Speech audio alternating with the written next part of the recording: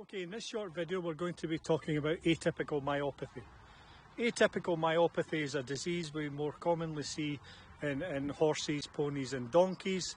Thankfully we don't see it very commonly, but it's a disease nonetheless that can potentially be very serious and in many cases fatal. In terms of when we see it, risk periods, we tend to see it a bit more in the autumn time as the leaves are starting to fall. And we can also see it in the springtime as well, although you can get it at any time of the year, but we tend to see these as the most risk periods, particularly the autumn time. Now the reason in my background I've got a lovely large tree here is that tree is a sycamore tree, and it belongs to a family of trees called acer trees, and it's members of this family of trees that cause the problem really in grazing animals, and particularly our horses, etc.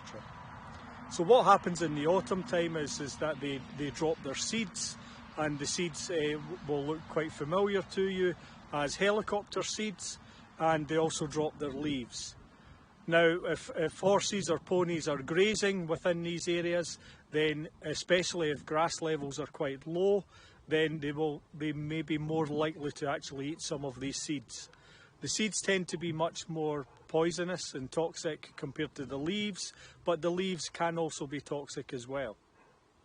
And what happens? Well, essentially these seedlings and leaves have got toxins in them called HGA, and that toxin affects the energy metabolism of cells and of muscles in particular, and muscles including cardiac muscle.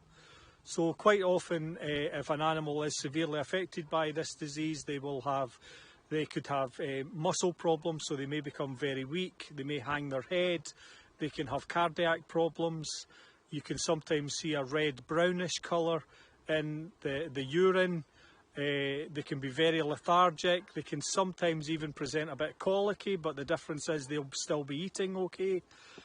So potentially these signs can be indicators that the animal could have atypical myopathy, and unfortunately in over 50% of cases it can often be a fatal disease.